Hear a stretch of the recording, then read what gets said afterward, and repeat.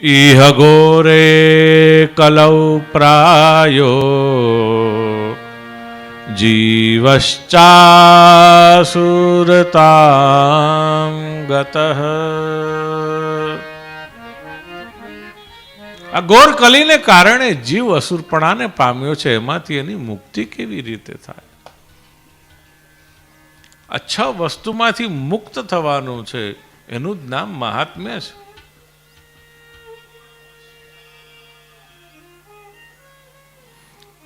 જીવ એટલે બધા, કોઈ બાકી નથી. જેની અંદર જીવ છે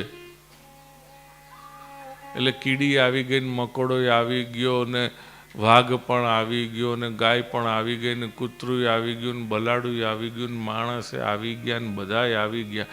પછી એમાં જાતિ પાતિ કંઈ બતાવી નથી. આ બધું તો આપણે ઊભું કરેલું છે.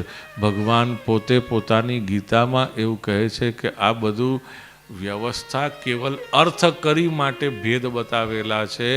વ્યવહારિક રીતે કરવા ભેદ બતાવ્યા નથી. અને બીજું એનું કારણ ભગવાન કૃષ્ણ કહે છે 18 શ્લોકમાં, જ્યારે નંદ બાવાને 7 વર્ષની વયે ગીતાજી સંભળાવ્યા ત્યારે એમાં સ્પષ્ટ ભગવાને કહ્યું કે દરેકનો આર્થિક વ્યવહાર સાનુકૂળ રીતે ચાલ્યા કરે, કોઈને કોઈ વિક્ષેપ ન નડે, વિઘ્ન ન નડે.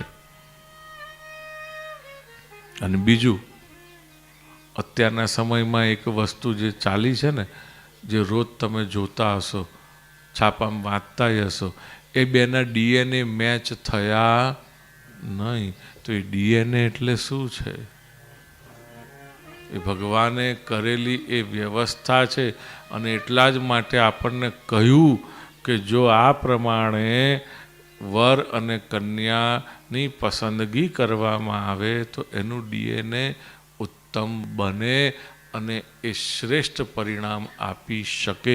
પ્રિસ્ક્રાઇબ્ડ ચાઇલ્ડની જે વ્યવસ્થા છે એ ભગવાને પ્રત્યક્ષ અને પરોક્ષ બંને રીતે અહીંયા ઇંગિત કરી છે. આખું વિશ્વ તો પછી જાણતું થયું અને સમજતું થયું, પણ હકીકતમાં આ બધું વિજ્ઞાન આપનાર કોણ? આપણા સદગ્રંથો અને સદગુરુદેવો.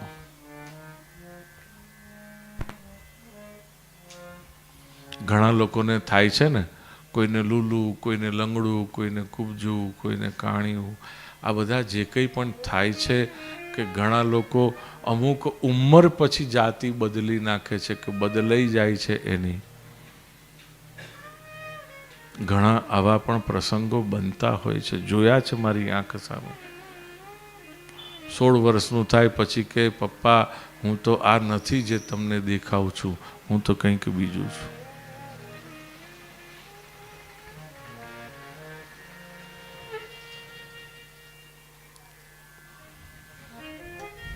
આ બધું જ આપણા ડીએનએમાં જ્યારે ફોલ્ટ ઊભો થાય ત્યારે આવા બધા પ્રશ્નો ઉપસ્થિત થતા હોય છે. આપણે સ્વીકારીએ કે ન સ્વીકારીએ, પણ આપણને જે ઋષિમુનિઓએ જે વિજ્ઞાન આપ્યું છે તે સર્વોત્તમ છે. ઋષિમુનિઓએ આપેલું જે આપણને દિવ્ય ખજાનો છે આ સદગ્રંથો રૂપી, એ અખૂટ છે, લખલૂટ છે.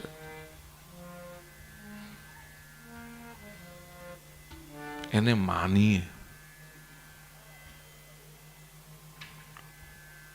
આખું પશ્ચિમ એને માને છે, આખું વિશ્વ જેને માને છે. વાલ્મીકી રામાયણની અંદર બધા કેવા કેવા પ્રમાણો આપ્યા છે કે ક્યાં સુધી ભરતખંડ હતો, ક્યાં સુધી આખું ભારત વર્ષ હતું. આપણે અત્યારે જાણીએ છીએ એટલા માટે આ ભારત છે એવું નથી, એથી જૂનું છે.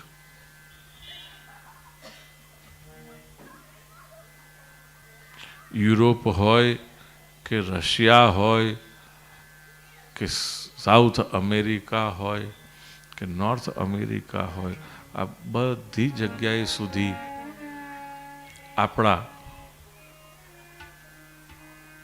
મૂળિયા ફેલાયેલા છે અને આજે બધાએ સ્વીકારવા પડે છે. પહેલું આપણે ગૌરવ લઈએ અને સ્વીકારીએ.